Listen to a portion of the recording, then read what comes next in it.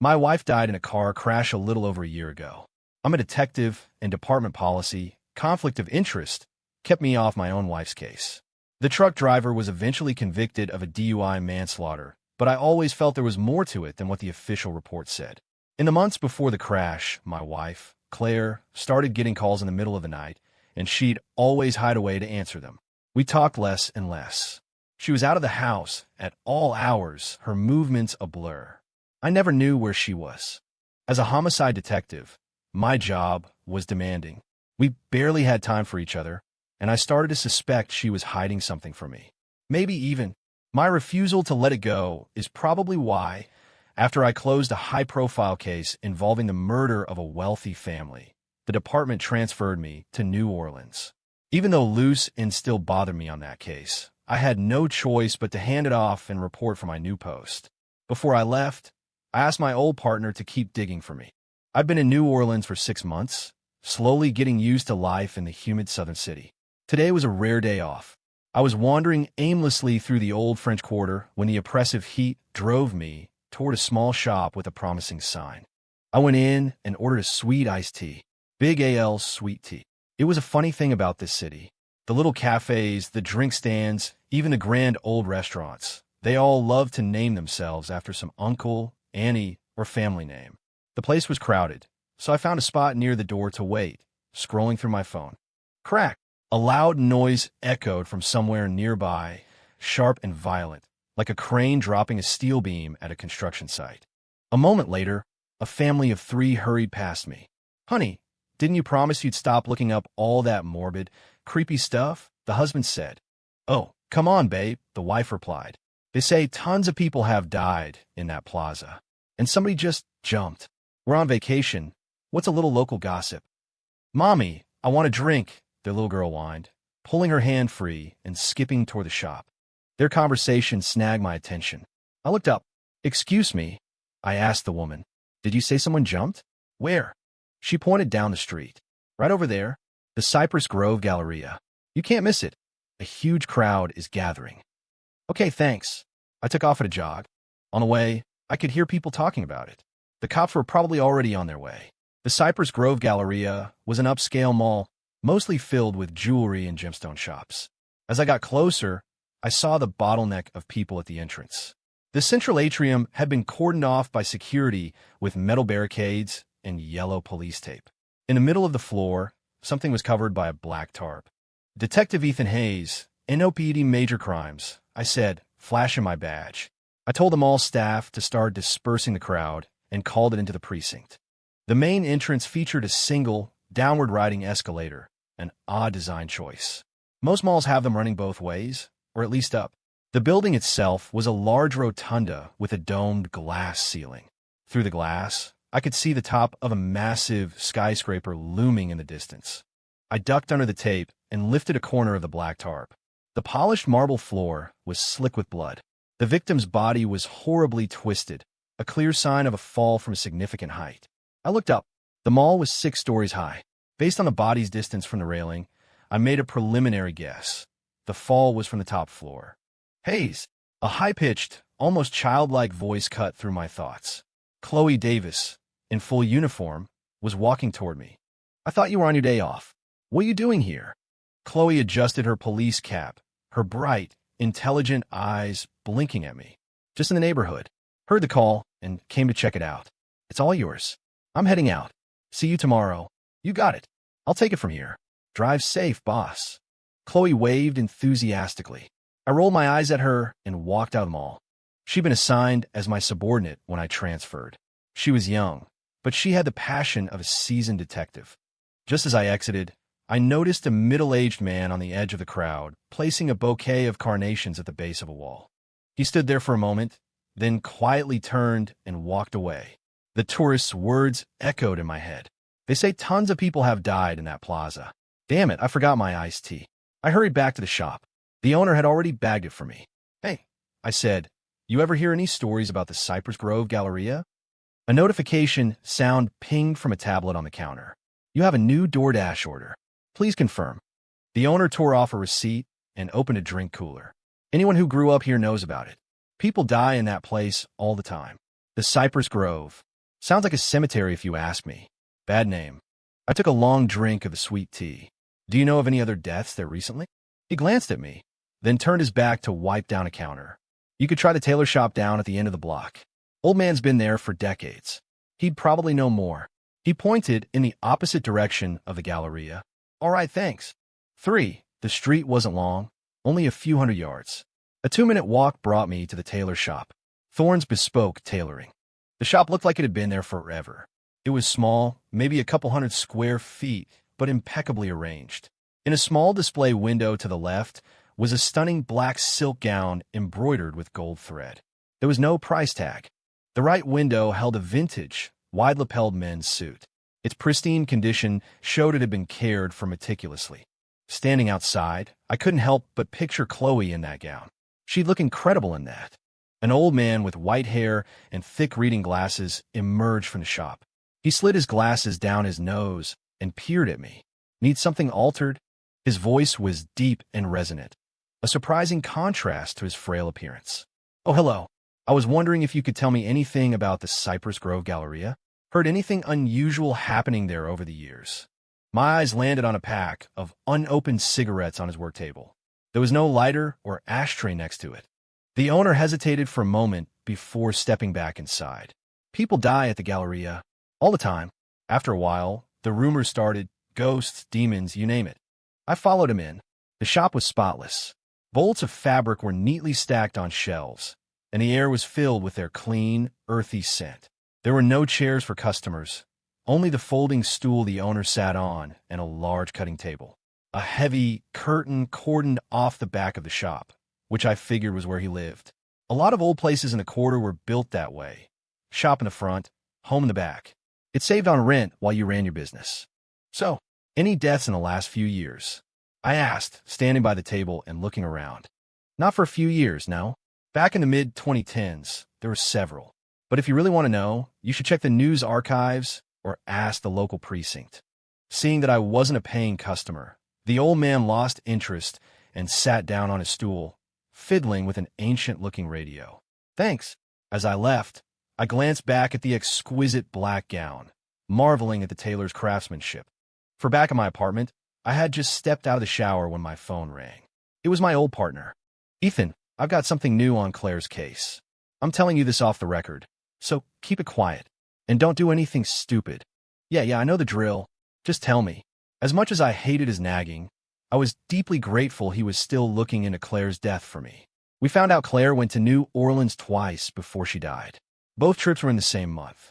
That's right, where you are now. The first trip has a corporate travel record. It was for a business trip. The second one was just 2 days before the crash. No travel record for that one. Looks like it was personal. Why would she come back to New Orleans a second time? Who was she meeting? And was it connected to her death? Thanks, man. Let me know if anything else comes up. I appreciate it. My mind raced with questions.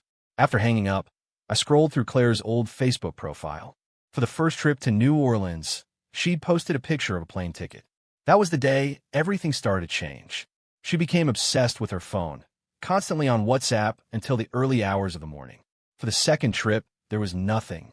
No post, and she never mentioned it to me. But I remembered something from that time. She came home at 7 in the morning one day, claiming she'd been working all night on a deadline.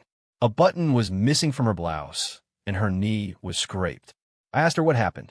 She just smiled, said she'd taken a little fall, and went straight to the bedroom. After that, she was always hesitant on the phone, like she wanted to tell me something, but couldn't. I was swamped with a major case at the time, pulling all-nighters for days. The next call I got about her was the one telling me she was dead. 5 the next morning, I got to the precinct early. A paper bag was sitting on my desk. Inside were fresh beignets, my favorite. For you, old man. A little something from your humble servant, Chloe said, placing a cup of coffee next to the bag and grinning at me. I tapped the brim of her cap a couple of times. All right, what's with the buttering up? What do you want? She slapped my hand away and straightened her hat, pouting. Can't I just do something nice? You're so cynical. Anyway, the chief wants you to take the lead on yesterday's case. And you have to take me with you. That's all? Fine. Let's go as soon as I finish this. Hand me the file. I ate while I read. Through the glass partition of my office, I saw Chloe behind me, a proud little smile on her face, her eyes curving into crescent moons. The victim's name was Leo Vance, 41, owner of an elevator maintenance company. Security footage confirmed it was a suicide, and the point of entry matched my guess from yesterday. One thing stood out. He was in the middle of a lawsuit that hadn't been settled. An employee had been injured during a repair job, and they were fighting over the compensation amount. After breakfast, we changed into plain clothes. I drove as we headed back to the Cypress Grove Galleria. With the recent death, the mall was practically empty. We visited a few shops, but no one had any useful information. We decided to grab lunch and then head to Leo Vance's company that afternoon. The diner was packed with the lunch crowd. We found a small booth in the corner. "Hey, the gumbo here is amazing. You have to try it," Chloe said, pulling her hair back with a rubber band. A thin sheen of sweat already coated her neck. Before I could answer, she shot up and headed for the restroom. "Order for me. I'll be right back." About 10 minutes later, a loud argument from a nearby table drew everyone's attention. "I needed that money. You have a problem with that? If I don't pay them back, I'm a dead man." A man's voice boomed, heedless of the other patrons. "All you do is take. We can barely afford groceries. Maybe you'd be better off dead." "Good riddance," a woman shrieked back, slamming her hand on the table, her face flushed with rage. "You heartless bitch." He was about to hit her. I shot out of my seat and grabbed his raised left arm. "Police!" "Calm down. Don't get physical." The man froze at the word police, then wrenched his arm away and stormed out of the diner. He walked with a pronounced limp. His right leg looked like it had been badly injured. "Are you all right, ma'am?" I asked the woman who remained. "You can press charges if you need to." No, I'm fine. Thank you," she stammered, then quickly followed him out. "What was that all about?" Chloe asked, returning from the restroom and seeing me standing away from our table. "Nothing. Let's eat." During the meal, the fighting couple made me think of my wife, Claire. She worked in marketing for a food company, just a regular office job. We'd met on a blind date. After we got married, we almost never fought. She was good-natured and easygoing. Whenever we disagreed, she always deferred to me. I wondered now if that was the problem. Maybe she'd been bottling up her frustrations for years, until she just didn't want to talk to me at all anymore. Leo Vance's company had ground to a halt after his suicide, weighed down by the lawsuit. Only 2 employees remained in the office. "Hi, with the NOPD. We need to ask you a few questions about Leo Vance," Chloe said, showing them her badge. "Anything you can tell us about him, any clues and details about that lawsuit would be helpful," I added. "Detectives, we have no idea why he'd suddenly kill himself. Maybe the pressure just got to be too much," a small, thin man said. "He was a hard worker, always the first one in and the last one out. Business was decent, too. But then, about a year ago, we took on an elevator repair project. I think it was April of 2024. He pulled a file from a drawer containing the details of the project. I glanced at the location listed on the documents. The Cypress Grove Galleria again. The man continued, "We hired a temp for that job. A guy named Dylan Sharp, I think. He had an accident on the job, fell, and busted his leg. He demanded a huge payout, and when the boss refused, he sued us. After that, business started drying up. Maybe the boss just couldn't take it anymore. I don't know. Anything else to add?" Chloe asked, recording the conversation and taking notes. The other employee, a much larger man, spoke up. "I remember the boss took a vacation once. Said he was going on a trip. He never took time off, so it was weird. When he came back, he was just out of it. A few times, I'd be talking right to him, and he wouldn't even hear me. Do you know where he went? Or for how long?" "About a week, I think. We don't know where he went. But it wasn't long after he got back that we got that Galleria contract, and then the accident happened." After a bit more small talk, Chloe and I left and drove to Leo Vance's home. Leo Vance had lived a comfortable life. He had a son and a daughter. Chloe took the lead in interviewing his wife while I looked around the house. Mrs. Vance explained that they hadn't originally done business in New Orleans. Someone had suggested her husband could find good opportunities here. He came down to test the waters, and a few successful projects earned him his first real money. So, the whole family moved to New Orleans and put down roots. "We heard your husband took a week-long vacation. Do you know where you went? And when was this?" Chloe asked, her eyes fixed on Mrs. Vance. Mrs. Vance looked exhausted. She thought for a moment before answering. "He went by himself. I don't know where. You know how it is with business. He was always traveling. I didn't think much of it, didn't ask. I think it was around March of 2024. Why? Did you find something? No, just trying to get a full picture. My attention was drawn to an old photograph on the living room wall. It was a picture of a rustic sign for a village, with the words Jade Creek carved into the wood. The photo had a faded, aged look. What's this? I asked. Oh, that's where my husband grew up. He never went back after he left. He said he hung it up for old time's sake. What did he leave? Jade Creek. Around 11 or 12 years old, I think. I don't remember exactly. He only mentioned it once. He said after the village land was bought out, his family moved to the city. By the time we finished the interview, it was already getting dark. We drove back to the precinct. Hayes, my seatbelt is stuck, Chloe said, struggling with the latch. I had to lean over to help her. I tried to avoid touching her, angling my body around hers, but I could still feel the warmth of her breath. Click. I glanced in the rearview mirror. The tips of Chloe's ears were bright red. She quickly pushed the door open and practically sprinted toward the building. It was an odd coincidence. On my first date with Claire, her seatbelt had gotten stuck too. The scene felt almost identical. I let out a bitter laugh. I shouldn't be comparing Chloe to my wife. Back at my desk, I remembered what the old tailor had said. I asked Chloe to pull all the case files related to the Cypress Grove Galleria. The look on her face was priceless. Her mouth fell open as if she'd seen a ghost. 20 minutes later, my expression mirrored hers. Chloe wheeled a cart up to my desk, so overloaded that several files slid off and hit the floor. 6 entire boxes of files. Is this all of it? I asked tentatively. There are probably another 5 or 6 boxes in storage. Well, guess we're pulling an all-nighter. She clenched her fists. You bet. We can't overlook a single clue. Her infectious energy gave me a second wind.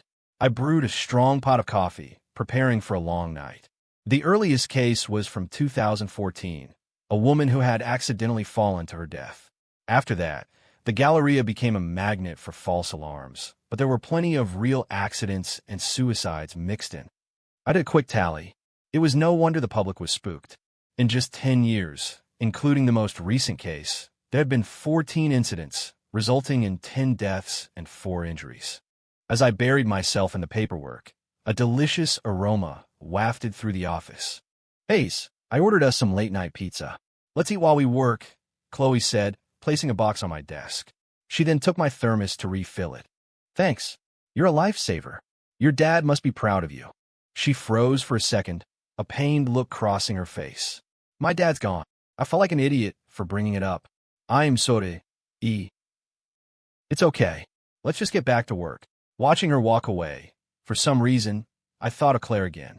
If I had just paid more attention back then, would she still be at home waiting for me? I pushed the thought away and dove back into the files. We created a list of all the victims. At first, none of them seemed connected, but then a detail in 2 of the cases caught my eye. December 25th, 2014. Victoria Bell, 27, owner of a jewelry shop in the Galleria. Died at 10 p.m. Christmas Day. Cause of death, accidental fall. January 2nd, 2016. Kevin Pope, 30, security guard at the Galleria. Died at 2:00 a.m. Cause of death, electrocution. Kevin Pope was hired after Victoria Bell's death. The 2 seemed unrelated, but they both came from the same small town, Jade Creek. Leo Vance, the latest victim, was also from Jade Creek. All 3 were around the same age. That couldn't be a coincidence. The cases were old, so finding people to talk to would be difficult. I had Chloe copy down what little contact information we could find. We needed to focus on the current case, which meant talking to the man suing Leo Vance, Dylan Sharp. I had had too much coffee and needed the restroom. I glanced at the clock. It was 4 a.m. Chloe was slumped over her desk, fast asleep. I took my jacket off and draped it over her shoulders. Seeing a little drool on her desk, I smiled. You did good, kid.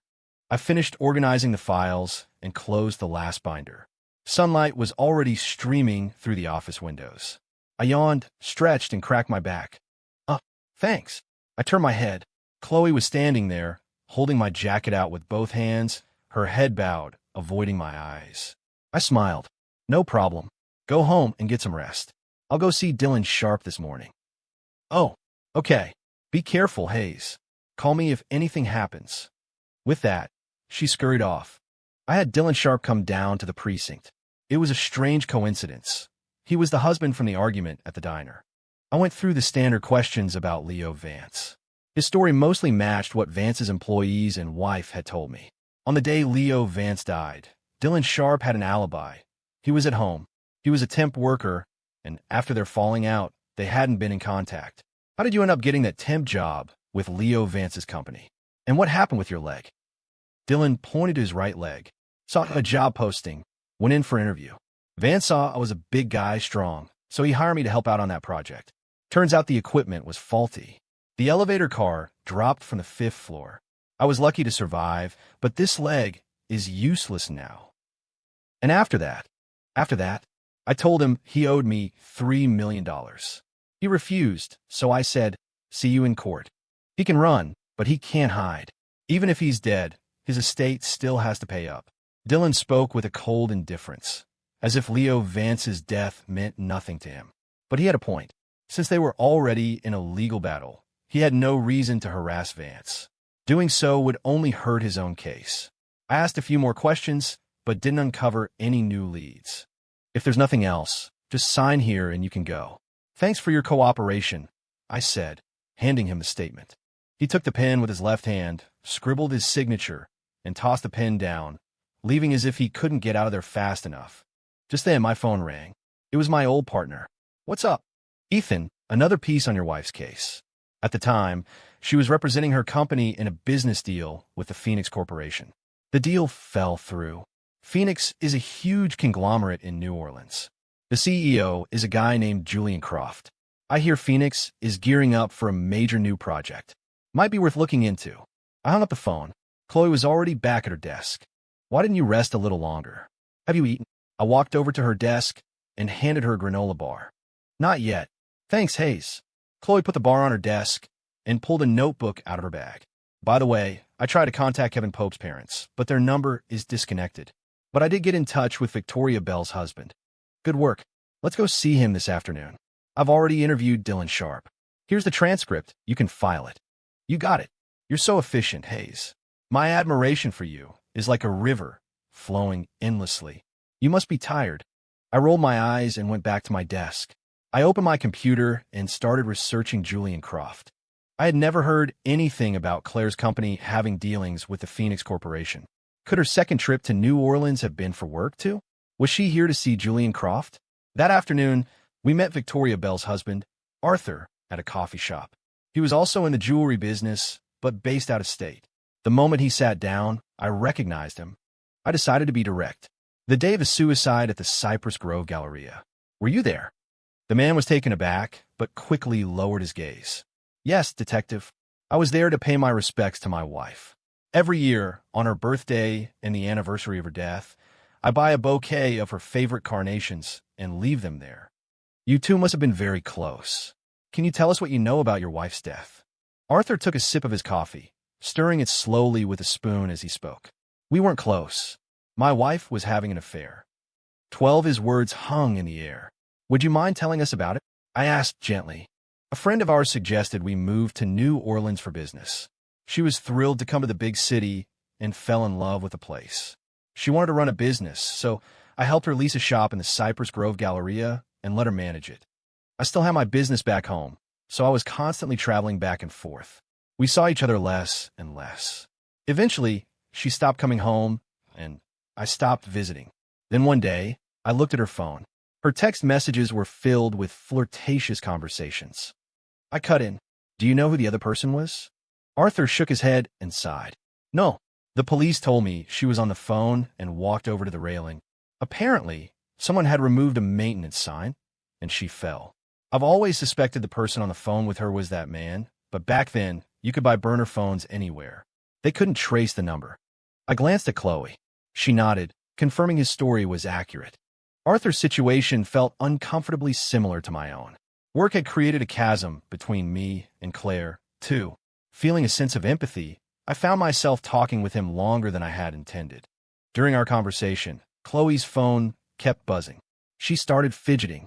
"If it's urgent, you can go," I told her. "I can handle things here." She pressed her hands together in a gesture of apology. Hayes, I'm so sorry. It's my mom, an emergency. You're the best. I'll head out now. After Chloe left, I continued the interview. Arthur said that after his wife's death, he became disheartened, closed the shop, and moved back home. As for Jade Creek, he said he had never heard his wife mention it. Leaving the coffee shop, I couldn't shake the feeling that something was deeply wrong. Was it possible someone had intentionally removed that maintenance sign? But what would be the motive? And how could they have known Victoria Bell would walk to that exact spot? I remembered from the files that the Galleria had poor surveillance coverage back in 2014. There were numerous blind spots, and Victoria had fallen in one of them. But the coroner's report was clear. Her fall was not caused by external force. It was ruled an accident. Still, hearing Arthur talk about his wife's affair felt like a needle in my heart. As much as I hated to admit it, I suspected Claire had done the same thing. When someone you thought you knew better than anyone suddenly becomes a stranger, all sorts of dark thoughts creep in. I remembered the defeated look on Arthur's face as he left. If only I'd been open with her and talked things through, maybe. I was walking back to my car when I noticed a sedan that had been parked outside the coffee shop was now following me. 13, I turned my head, and the sedan immediately stopped. When I started to walk toward it, the car sped off. I memorized the license plate and sent it to a colleague to run. Who the hell was that? Am I really onto something big with these cases? Lost in thought, I found myself back in front of the tailor shop. This time, I decided to show my badge and ask the owner a few more questions. The shop owner's name was Silas Thorne, 63. He looked much older than he had a few days ago, almost as if he'd aged into his 80s. Mr. Thorne, have you ever heard of a place called Jade Creek? Silas shook his head. Cough, cough. Never heard of it. What about Victoria Bell and Kevin Pope? One was a jewelry shop owner at the Galleria, the other a security guard. Do you know them? He shook his head again. Seeing I wasn't getting anywhere, I made some small talk. At one point, he pushed aside the curtain to get something from the back. I noticed two black and white photos hanging on the wall. One of a woman in her 40s and one of a young boy. Your family, sir? Wife passed 20 years ago. Cough. My boy drowned in a pond when he was 8. Gone. Silas's face showed no trace of sadness, as if the memories had been locked away for a long time. A wave of sympathy for the lonely old man washed over me. Sir, I said impulsively, I'd like to have a suit made. He glanced at me and pulled out a measuring tape. All right, come over here. As he took my measurements, a profound sadness settled over me. I saw my own future in Silas Thorne. When I was in my 60s, would I still miss her? 2 days later, Chloe managed to track down one of Kevin Pope's old colleagues from the Galleria security team. Detective, my name's Hank Riley. Just call me Hank. Thanks for coming in, Hank. Tell us what you remember about Kevin Pope's time at the Galleria and the circumstances of his accident. Oh, Kevin. The captain hired him. I heard he dropped out of school early, couldn't hold down a job, so he ended up in security. The night it happened, it was his shift, and that was that. Did he have any problems? Debt enemies? And how did you guys schedule shifts? Did that electrical panel malfunction often? Hank thought for a moment. The captain handled the schedule. Debt or enemies? I wouldn't know. But that panel, it tripped all the time at night. We always had to go manually reset it. It only tripped at night, not during the day. And if it was faulty, why didn't they get it fixed? Hank gave me a knowing look. Management was cheap back then. No way they'd spend money on repairs. But what you said is interesting. We never thought about it. It just always happened in the middle of the night. We'd flip it back on and forget about it. Guess we got used to it. What about Victoria Bell? Do you remember her? Chloe asked, pouring him a glass of water. I just started then. I remember it was Christmas Day. Most of the shops closed early. I don't know why she was still there so late. It looked like she was waiting for someone. After she died, the mall paid out a lot of money, and the whole thing was wrapped up quietly. Back in the car, I felt a growing unease. Victoria Bell was waiting for someone? The power only went out at night? The whole thing was shrouded in mystery. That familiar, high-pitched voice broke my concentration. Hayes, are you free tonight? What's up? Chloe patted her chest, as if psyching herself up. I'd like to invite you over for dinner. I'll cook. Well, seeing the hopeful look in her eyes, I couldn't bring myself to say no. All right, thanks. Oh, don't mention it. I'll put the address in your GPS. She let out a small sigh of relief. Then a wide grin spread across her face as she typed the address into her phone. Chloe was busy in the kitchen while I looked around her apartment. Realizing my detective habits were kicking in, I forced myself to sit back down on the couch. Her place was simple and tidy, almost minimalist. On the TV stand was a photo of her with her parents. It was clear they were a happy family. The aroma wafting from the kitchen brought back a flood of memories. Since Claire's death, I hadn't had a proper home-cooked meal. Dinner's ready. For a split second, Chloe's silhouette merged with Claire's in my mind. I was definitely attracted to her, but I couldn't tell if it was because I was lonely and using her as a substitute, or if I genuinely liked her. Chloe bustled back and forth, placing dishes on the coffee table. I helped by getting the plates and silverware. She didn't have a dining table, so we sat side by side on the couch to eat. The first bite was so good, I couldn't stop. I just kept eating, shoveling food into my mouth. Slow down. You don't have to be so dramatic. It's like you haven't eaten in years. It's so good, I couldn't help it. Cough, cough. I had been eating too fast while trying to talk and ended up choking. Chloe rubbed my back. Here, have some soup. If you like it, you can come over more often. I'm usually alone anyway. One more person just means one more set of dishes. Okay, that would be great. Thank you. The words came out before I could stop them. But she didn't seem to mind. It's no trouble. I'm happy to have you. I never see it as a bother. I had just swallowed a spoonful of soup, and her words nearly made me spit out. Chloe took the soup bowl from my hands and tucked a strand of hair behind her ear. I know you're still thinking about your wife. I don't mind. We're both adults. I think you understand. She looked down at the floor, her expression not shy or anxious, but calm. Incredibly calm. Give me some time, I said. I'll give you an answer. I didn't know what else to say. If I was going to start a new relationship, I really did need some time. Okay, I'll wait. Now eat, before the food gets cold. Seeing her smile again, I felt a weight lift from my chest. But a news report on the TV quickly caught my attention. The Phoenix Corporation has announced its acquisition of the historic Jade Creek property, with plans to develop it into a new tourist resort. Claire Hayes, Julian Croft of Phoenix Corp., Jade Creek, Leo Vance, Victoria Bell, Kevin Pope. It was like all the scattered pieces were finally being connected by a single thread. Was there a massive conspiracy hidden behind all of this? Later, back in my empty apartment, I sat in the silent living room, my racing heart from dinner finally slowing down. Faced with her sudden confession, I looked up at the ceiling and asked, would you be okay with me starting a new relationship? 3 days later, after getting approval from my captain, I drove out to Jade Creek alone. Chloe stayed in New Orleans to continue following up on the Leo Vance case. Jade Creek wasn't too far from the city, about a 4-hour drive. When I arrived, the old wooden sign from Leo Vance's photograph was half dismantled. Banners protesting the acquisition were strung up everywhere. The nearby houses and fences were dilapidated. It was clear this part of the village was abandoned. I drove further in, and after about 10 minutes, I started seeing scattered houses and a few people. Following a local's directions, I found the home of the village elder, a man named Elias Hemlock. He was in his 80s and had apparently lived in Jade Creek his entire life. Sir, hello. I'm a police officer from New Orleans, I said, showing him my badge. His hearing wasn't great, so I raised my voice. The old man's trembling hand took the badge, glanced at it, and handed it back. What do you want? He asked in a thick, rural accent. I was hoping to see if the village has a registry, a list of former residents. Elias, though old, was sharp.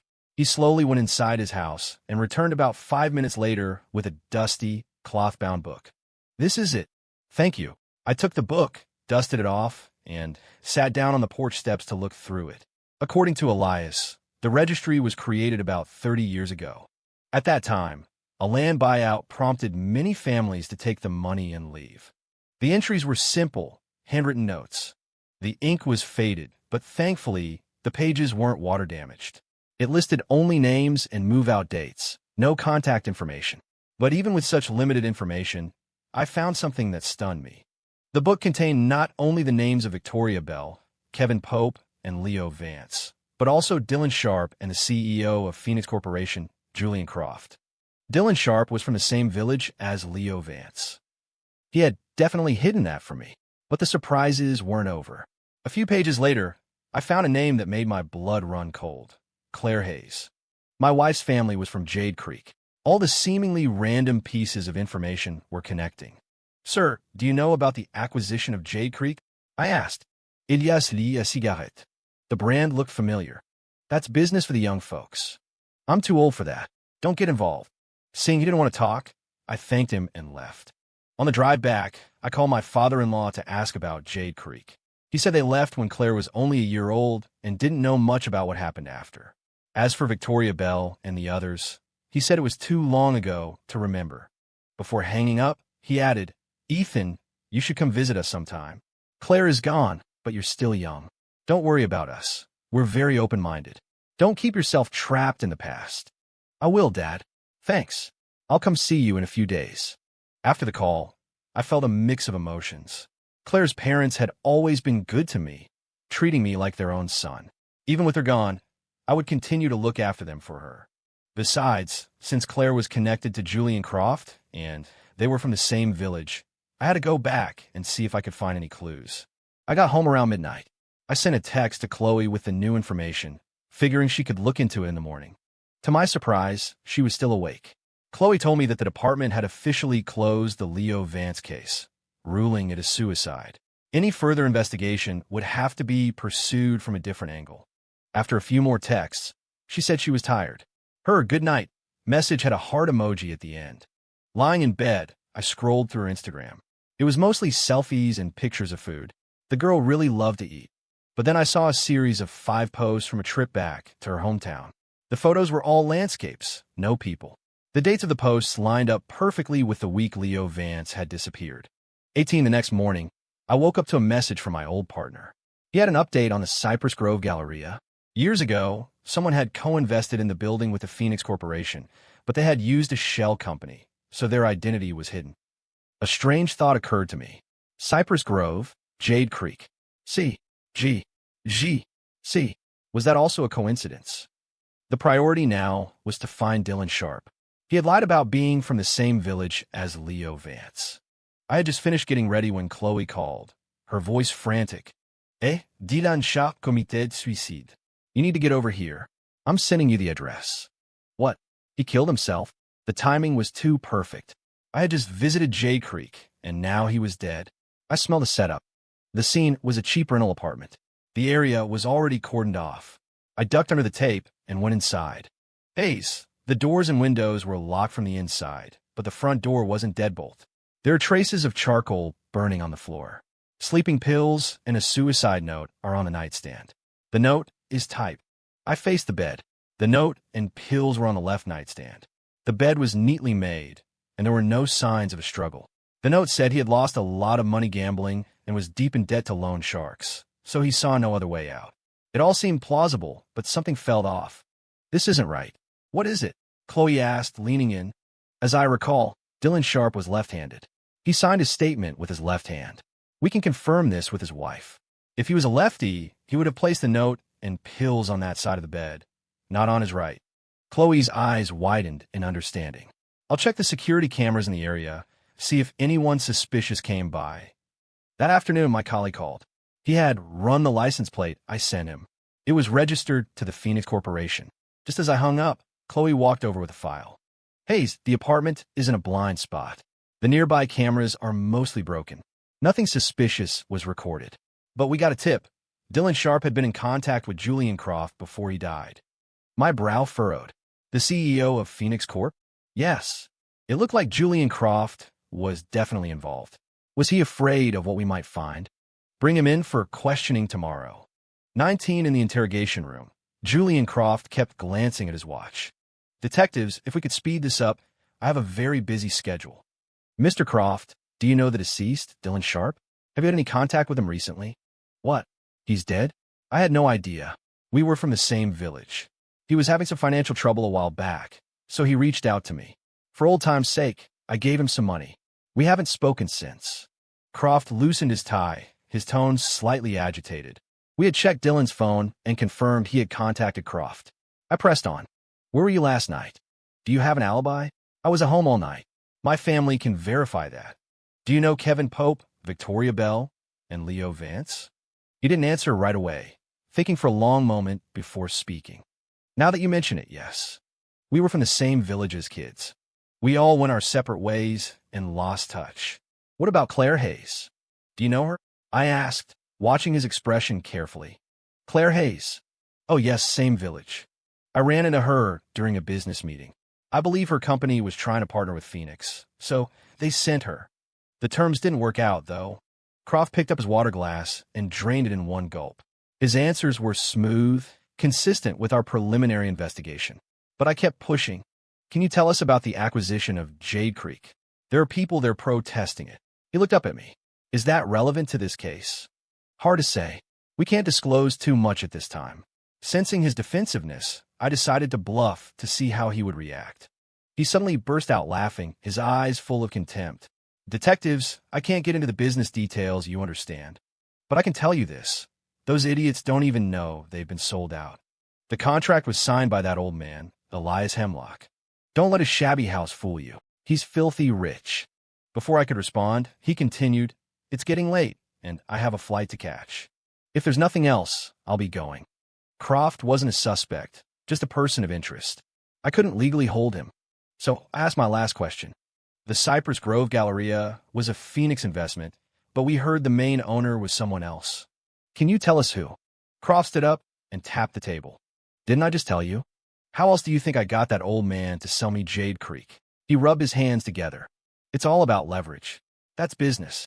20. The interrogation was surprisingly fruitful.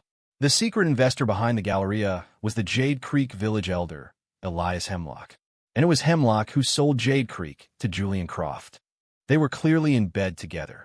As for the four deceased, Croft had solid alibis for the times of their deaths. But when I mentioned my wife, his reaction was different. There was definitely a secret he was hiding. But his expression wasn't that of a man having an affair. It was more like panic and hatred. I didn't ask about the car that had followed me.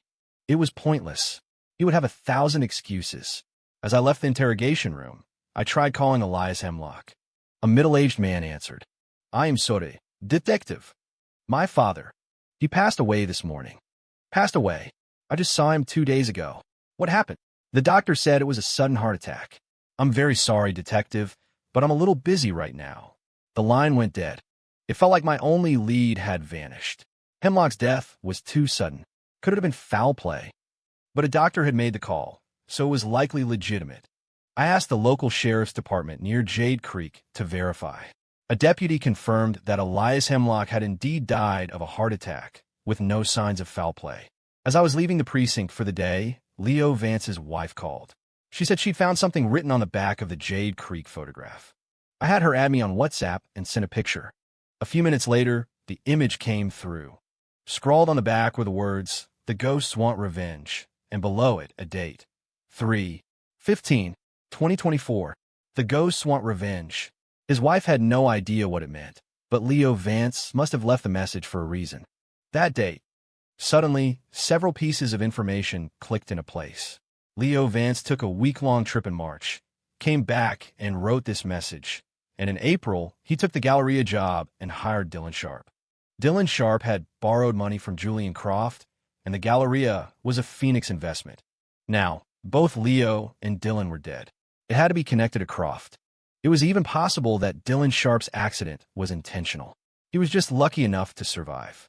With this thought, I immediately called a colleague and asked him to check for any travel records for Leo Vance in 2024, bus, train, or plane tickets. As I headed downstairs, I ran into Chloe. She jogged over to me. Here's the file on Dylan Sharp. I spoke with his wife and scheduled a meeting at her place tomorrow morning. But I have tomorrow off, so you'll have to go. Oh, that's fine. I can handle it. Hey, Chloe seemed to sense what I was about to say and quickly cut me off. If you're free tomorrow night, can you come over for dinner? Yeah. Okay. I'll be there. I'll try to wrap things up as quickly as I can. Watching her skip away, the tension in my shoulders eased a little. I couldn't keep putting this off. I had to face it, and I had to admit she had already found a place in my heart. 21 in my car, I reviewed Dylan Sharp's file. So he had gambling debts. No wonder he was trying to get money from his wife and Julian Croft. Did he have some kind of leverage, something that got him killed by Croft? My phone buzzed. It was a voice message from my colleague. Ethan, we checked. Leo Vance didn't buy any bus, train, or plane tickets in all of 2024. No record of him leaving the country, either. That meant his trip was a lie. So where did he go? And what did the ghost want revenge mean? On a hunch, I asked my colleague to pull all the security footage from the area around the Cypress Grove Galleria for March 2024. My gut told me Vance had been there. I went back up to the office. I brewed some coffee and glanced at Chloe's empty desk. My father-in-law's words came back to me. Don't keep yourself trapped in the past. I spent the entire night reviewing surveillance footage, and I found him. On March 8th, 2024, Leo Vance entered the Cypress Grove Galleria and then disappeared from view. Thanks to the blind spots, I couldn't see where he went. But he reappeared on camera on March 14th, a full week later. Was he kidnapped? But why would they let him go? He doesn't look like he escaped. Or did he get caught doing something he shouldn't have? I had no answers. I looked at the clock. It's after 5 a.m. Time to go home and get some rest. Before leaving, I watered the small plant on Chloe's desk, then turned off the lights and left. 22 the next morning, I met with Dylan Sharp's widow, the same woman from the diner. She didn't look as haggard as I expected. In fact, she seemed relieved. During our conversation, she told me about her husband's life. He wasn't always like this. He got in with the wrong crowd, started gambling. He lost more and more, and eventually, he got involved with loan sharks. I noticed bruises on her arm. She didn't try to hide them. Every day, he'd come home asking for money. If I said no, he'd hit me. So how did he get the job with Leo Vance? One day, he came home and said an old friend had offered him a job. They even gave him a $5,000 advance and promised another $5,000 when he was done. He was so happy. But then the accident happened, and he never worked again. He just sued the company. I wondered if their friendship was really that strong. A $5,000 advance? And Dylan had hidden his connection to Leo. What happened after that? After that, he started getting into petty crime. I think the cops were onto him. He'd come home every day complaining about some damn female officer. A female officer? Do you know who she was? I asked. No, he never said.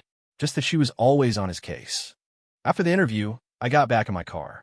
I was about to text Chloe when I accidentally opened her Instagram feed. Wait a minute. I scrolled frantically. The dates of her trip back home perfectly matched the week Leo Vance was missing. A female officer. A chill ran down my spine. Could Chloe be involved in these cases? No way. I have to ask her about this tonight. 23 that afternoon, I got a call from Silas Thorne, the tailor. He said my suit was ready. I thought that was incredibly fast. After work, I hurried over to his shop. I noticed the pack of cigarettes on his desk was gone, replaced by several small pill bottles.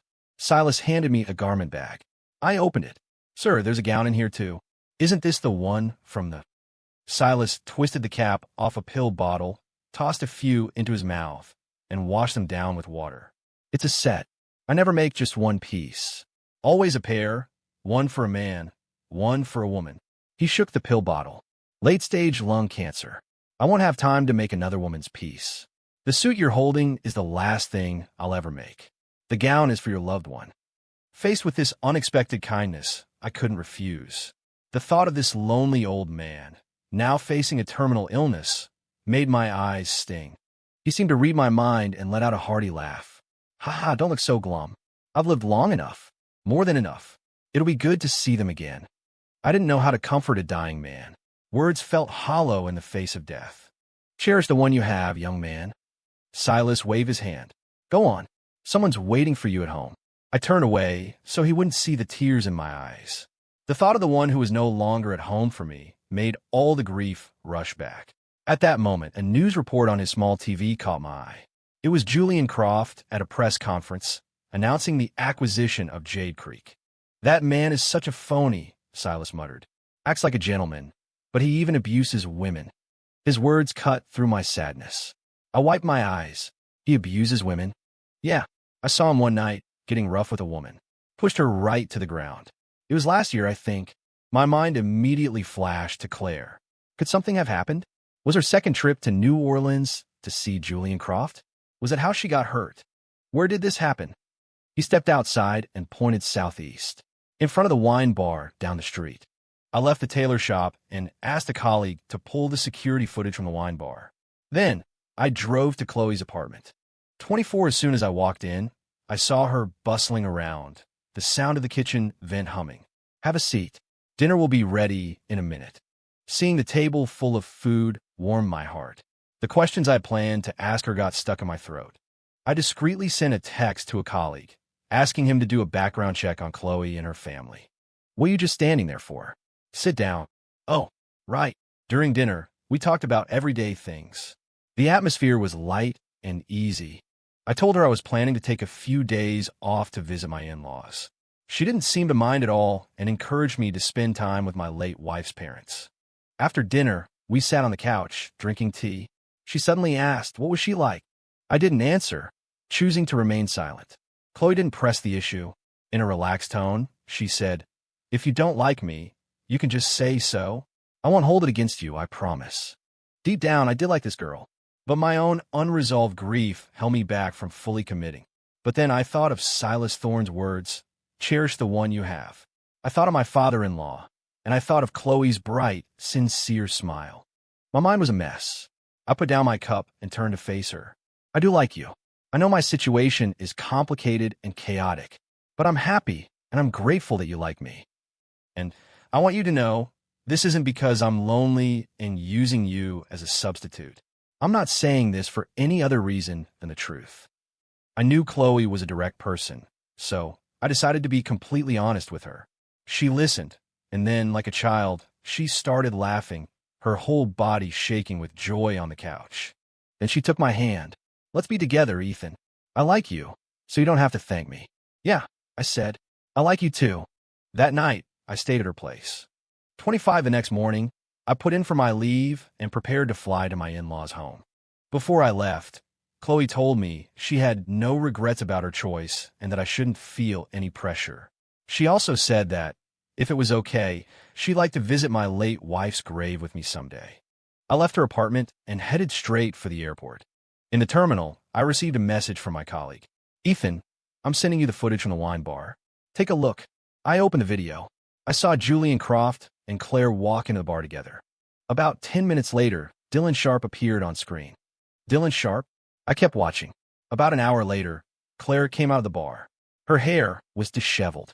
She was wearing the same outfit from the day she came home with a missing button. 20 minutes later, Dylan Sharp left the bar, and Julian Croft followed about 10 minutes after him. Croft and Claire didn't argue outside. Why did Silas Thorne lie? What was his motive? My mind was reeling as I boarded the plane. I arrived at my in-laws' house that afternoon. They had a few more gray hairs, but they were still in good spirits. After catching up, I went to Claire's old room to look through her things. While searching, I accidentally knocked over a jewelry box.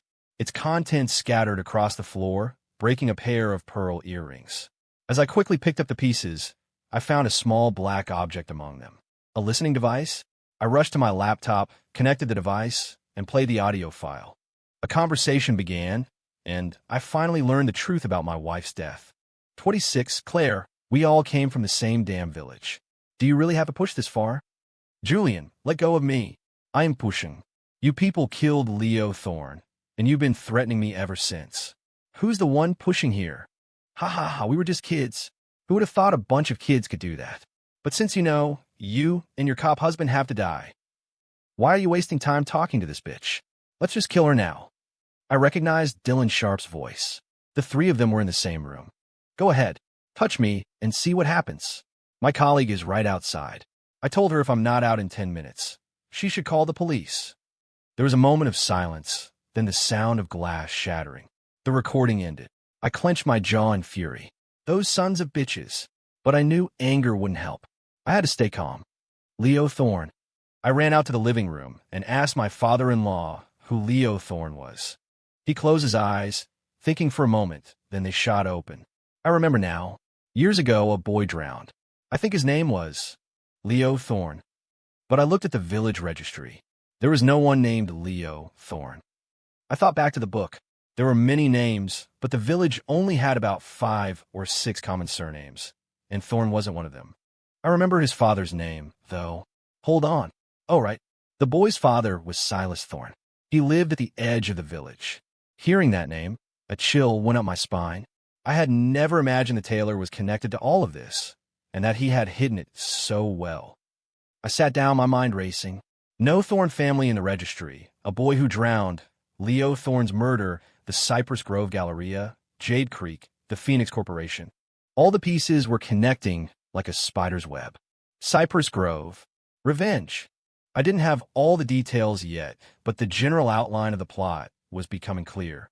I immediately booked the next flight back to New Orleans. I sent the audio file to Chloe, telling her to find Silas Thorne immediately and to bring Julian Croft in for questioning again. 27 early the next morning, I was on a flight back to New Orleans. As soon as I landed, Chloe called. Ethan, I went to the tailor shop.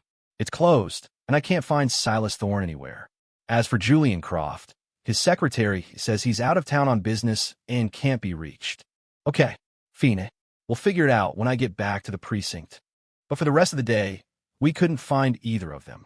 It was as if they had vanished. That night, I was preparing to brief my captain when the news exploded, hitting the city like a bomb. A video was spreading like wildfire online. Phoenix Corp CEO commits murder. The department immediately mobilized to apprehend Julian Croft. With trembling hands, I clicked on the video. The camera was focused on an old man tied to a chair in what looked like a warehouse. A middle-aged man sat across from him. The middle-aged man was Julian Croft. The old man was Silas Thorne. You old bastard. You're already dying, and you still have to cause all this trouble. You kill my son. You. And Dylan Sharp. Leo Vance. Kevin Pope. Victoria Bell. I won't let any of you get away with it. When Victoria and Kevin died, I didn't think much of it. But that idiot Leo Vance was scared out of his mind. He came to me, babbling about ghosts wanting revenge. But I never would have guessed it was you. Croft stood up, walked over to Silas, and held a knife to his throat. Tell me, where's the recording? Hand it over. Silas suddenly started laughing, a wild, crazed sound. I knew it. That girl's death was your doing. I'm glad I took the gamble. Ha ha ha. Croft plunged a knife into Silas's thigh. Tell me, where is it? Leo, my boy, Daddy has avenged you. Ha ha ha. Julian Croft then stabbed Silas Thorne 6 more times. The video ended. My mind went blank. 28, that girl's death, and the recording. It had to be Chloe. I instantly realized that Chloe and Silas Thorne knew each other. She had been playing me the whole time. A wave of helplessness washed over me as I realized how thoroughly I had been used. Julian Croft was arrested shortly after. A distraught Chloe arrived at the scene late, her eyes red and swollen. I assumed she was grieving for Silas, so I didn't say anything. Ethan, give me some time. After this case is over, I'll come find you. Fine, he replied coldly. During the interrogation, Julian Croft confessed to everything. He admitted to his role in the murder of Leo Thorne. When he was 11, Kevin Pope had lured Leo to the pond, while Victoria Bell and Leo Vance acted as lookouts. He and Dylan Sharp had tricked Leo into thinking there were pearls at the bottom of the water. What started as a childhood prank ended in tragedy. Horrifyingly, after Leo Thorne drowned, they didn't get help. Under Julian Croft's orders, they threw rocks into the pond, and he threatened them to keep silent. At that time, the Jade Creek land buyout was already in motion. Within 2 years, everyone had left the village for the city. Years later, my wife, Claire, had accidentally overheard a conversation between Croft and Dylan Sharp. When Croft found out, he began threatening and intimidating her until her second trip to New Orleans, when he decided to have her killed. He then found a scapegoat, framing the crash as a drunk driving accident. But Croft never imagined that my wife had secretly recorded their conversation. As for Dylan Sharp, he had been extorting Croft, his final demand a staggering $100 million. So Croft had someone drug him and stage a suicide. They had used a dedicated burner phone to communicate, which is why we hadn't found anything on Dylan's regular phone. But how the video of Silas Thorne's murder was filmed and leaked was still under investigation. 29. Chloe wanted to meet at my apartment. I knew she had something to tell me, and I waited for her confession. The background check I had requested on Chloe arrived. The final piece of the puzzle fell into place. Ding dong. I opened the door, and Chloe immediately threw her arms around me, holding me tight. Don't say anything yet. Just give me that gown. I want to wear it. I gently pushed her away and looked in her eyes. They were pleading. I went to my room and got the gown. She went into the bathroom to change and came out a moment later. How do I look? Beautiful. That gown really suits you. I meant it. She looked stunning. A small smile played on Chloe's lips, as if my praise was all she wanted. Your father. I knew it was the wrong time to ask, but I couldn't help my curiosity. I am sorry, Ethan. I used you, but my feelings for you are real. This is a long story, and I hope you'll listen. She leaned in and kissed my cheek. Seeing the confusion in my eyes, she added, I'm going to turn myself in. Given the high-profile nature of the case, the verdict came quickly. Chloe Davis was convicted of kidnapping and intimidation and sentenced to prison. Her father, Thomas Davis, and Silas Thorne, being deceased, could not be charged. Julian Croft was found guilty of multiple counts of murder and sentenced to death. The Phoenix Corporation's acquisition of Jade Creek was terminated. The investigation uncovered years of corruption within the company, and the corporate giant quickly collapsed. Before she went to prison, I visited Chloe. There were some things I had to tell her in person. Thank you for coming to see me. She seemed nervous, constantly wringing her hands. Honestly, at first, I was furious. But, in the end, you helped me find the truth about my wife's death. You let me know she never betrayed me. For that, no matter what, I have to thank you. I stood up and bowed to her. And also, as a police officer, I will always condemn what you did. But as your boyfriend, I want to say this. When you get out, let's get married. Chloe's lips trembled, and large tears rolled down her cheeks. She was sobbing too hard to speak, but she nodded her head furiously. Epilogue. A 30-year revenge. Standing in my wife's grave, I told her about Chloe. I told her I was doing okay and not to worry. Then, I told her the story of a lonely old man and his long-awaited revenge. In 1995, when Leo Thorne was 8 years old, Leo Vance was the only one who felt guilty after his death. He told his father, who, in a panic, quickly moved his family out of Jade Creek. But the village elder, Elias Hemlock, noticed something was amiss. Under pressure, Leo Vance's father confessed what had happened. At the time, the land buyout was underway, so Hemlock chose to keep the secret. 2 years later, he finally told Silas Thorne the truth, but by then, the children involved had all moved away. Racked with guilt, Hemlock erased all traces of the Thorne family from the village records when he compiled the new registry in 1997. He then approached Julian Croft's father and, together, they invested in the Cypress Grove Galleria, laying the groundwork for Silas's revenge. All profits from the Galleria were secretly funneled to Silas Thorne. After years of investigation and preparation, Silas began his plan. In 2014, his first target was Victoria Bell. He had learned that the wife of a man named Thomas Davis was gravely ill. Silas stepped in, paying for her treatment and saving her life. He also paid for their daughter, Chloe's, education. Indebted to him, Thomas Davis agreed to help Silas. First, Silas had a proxy lure Victoria Bell's husband, Arthur, to New Orleans for a business opportunity. He then had Thomas Davis, posing as a wealthy businessman, seduce Victoria. Victoria fell for it completely. Eager to stay in the city with her new lover, she volunteered to manage the jewelry shop. On Christmas Day, Thomas called her, telling her he had a special gift for her on the ground floor of the mall, which she could see from a specific spot on the upper level. That night, Silas removed the maintenance sign from a faulty railing. From a nearby building, Thomas used binoculars to guide Victoria step by step. As she leaned over the broken railing, it gave way, and she fell to her death. In 2016, Silas learned that Kevin Pope had dropped out of school and was drifting. He had Thomas, who had since become the security captain at the Galleria, hire Kevin. Silas then began tripping the main breaker every night, conditioning Kevin to go to the utility room to reset it as part of his routine.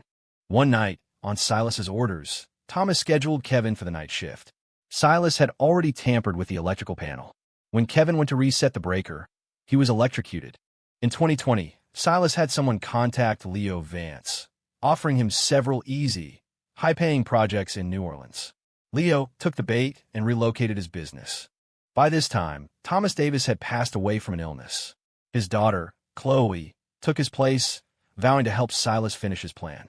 At the end of 2023, Silas arranged for associates to lure Dylan Sharp into gambling. Once Dylan was in debt, They connected him with loan sharks. The goal was twofold. First, Dylan's desperate nature would lead him to Julian Croft for money, pulling Croft into the web. Second, it set the stage for the elevator accident. In 2024, Chloe took a leave of absence, claiming to visit her hometown. In reality, she kidnapped Leo Vance. Silas knew Leo had the weakest will of the group. For a week, Chloe tormented him with psychological tricks, making him believe he was being haunted. Leo broke and confessed everything about Leo Thorne's murder. With the confession recorded, Chloe blackmailed him into helping her deal with Dylan Sharp. Meanwhile, Silas traveled to Chloe's hometown and took landscape photos, which he sent to her to post on social media, creating her alibi. Dylan Sharp was lucky. He survived the fall with only a broken leg. But Leo Vance, crushed by the pressure of the lawsuit, his guilt over Leo Thorne's death, and the blackmail recording, ultimately took his own life. By 2025, Silas learned of his terminal cancer diagnosis and knew he had to accelerate his plan. Unable to get his settlement money, Dylan Sharp resorted to petty crime, in addition to extorting Julian Croft. Chloe, now a detective, relentlessly pursued him, sabotaging his criminal activities and pushing him to the brink. In their final confrontation, Chloe apprehended Dylan, took his phone, and sent a text to Julian Croft demanding $100 million. She then destroyed the phone, setting Dylan up to be murdered by Croft. But Silas knew he still didn't have enough leverage to take down Croft completely. At the tailor shop, he intentionally gave me false information to mislead my investigation. By a stroke of fate, my own investigation led me to the critical recording Claire had made. Once they had that recording, Silas made his final move. He bribed one of Croft's men and set up hidden cameras and microphones in a warehouse. Threatened by the new evidence, Julian Croft had his men kidnap Silas, just as planned. The resulting video, edited from Maximum Impact, was released by Chloe through an overseas server.